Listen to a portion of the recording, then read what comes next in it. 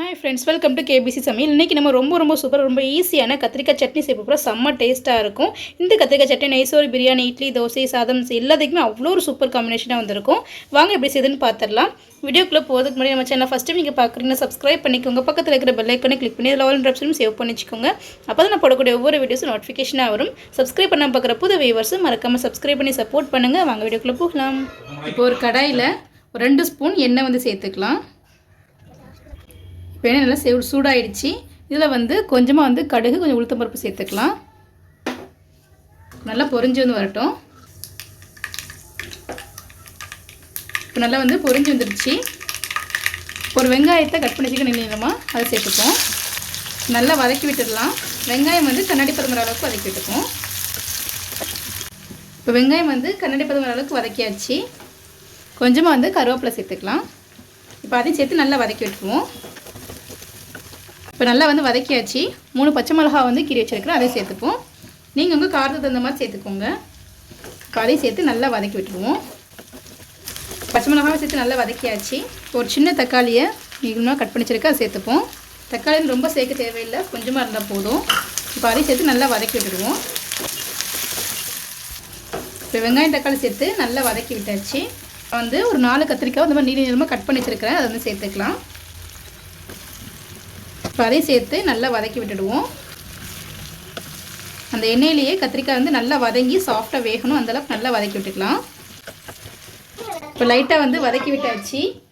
இப்போ இதுக்கு தேவையான அளவுக்கு உப்பு சேர்த்துக்கலாம். இப்போ அதையும் சேர்த்து நல்லா வதக்கி விட்டுருவோம். கத்திரிக்காய் நல்லா சாஃப்டாக வதங்கி வெந்து வரட்டும்.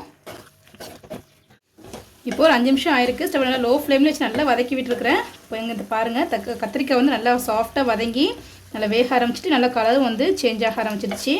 இன்னும் நல்லா வதக்கி விட்டுக்கலாம். அந்த எண்ணெயிலே நல்லா வதங்கி நல்லா சாஃப்டாக மசிஞ்சு வரணும், அந்தளவுக்கு நல்லா வதக்கி விட்டுக்கோங்க. ஸ்டவ் லோ ஃப்ளேமில் வச்சுருக்கோம். நம்ம எண்ணெயிலே வதக்கிறனால நான் எக்ஸ்ட்ரா கொஞ்சம் எண்ணெய் சேர்த்துருக்குறேன். இதில் அடி பிடிக்க ஆரம்பிச்சிடும். இந்தளவுக்கு நல்லா வதங்கினதுக்கப்புறம் ஒரு 1/4 ஸ்பூன் அளவுக்கு மஞ்சள்தூள் சேர்த்துக்கலாம். ஒரு 1/4 ஸ்பூன் வத்தல் தூள். இது ஆப்ஷனல் தான், ஒரு கலருக்காக மட்டும் தான் சேர்க்குறேன். பச்சை மிளகாய் சேர்த்துருக்கனால பார்த்து சேர்த்துக்கோங்க. இப்போ 2 சேர்த்து நல்லா வதக்கி விட்டுருவோம். நம்ம மஞ்சத்தூள் வத்தத்தூள் சேர்க்கும் போது நல்ல கலர் கிடைக்கும். டேஸ்ட் ரொம்ப சூப்பராக வந்துருக்கும். எக்ஸ்ட்ரா எந்த மசாலாவும் கிடையாது. ரொம்ப ஒரு ஈஸியான ஒரு ரெசிபி. நல்லா பாதி அளவுக்கு நல்லா வெந்து மசிய ஆரம்பிச்சிருச்சு. இன்னும் நல்லா வெந்து நல்லா மசிஞ்சு வரட்டும். ஸ்டவ் லோ ஃப்ளேம்லேயே வச்சு நல்லா வதக்கி விட்டுக்கலாம்.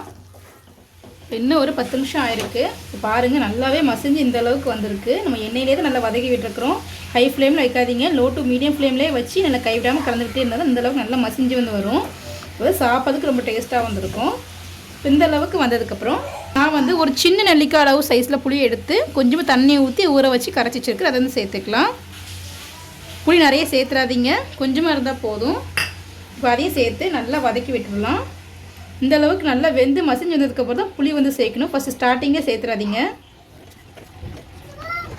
நல்லா வெந்து நல்லா மசிஞ்சு வரட்டும்.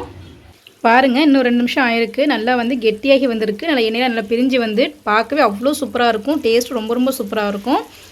நீங்கள் எக்ஸ்ட்ரா தண்ணி எதுவுமே ஊற்ற தேவையில்லை. அந்த புளி தண்ணியிலே நல்லா வெந்து வரணும். இன்னும் நல்லா வெந்து நல்லா கெட்டியாகி வரட்டும். இந்த அளவுக்கு நல்லா கெட்டியாகி வந்திருக்கு. இந்த அளவுக்கு இருந்தால் போதும்.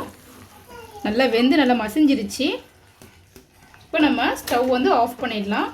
இப்போ இந்த மாதிரி ஏதாவது ஒரு மத்து வச்சு நல்லா கடைஞ்சி விட்டுருவோம்.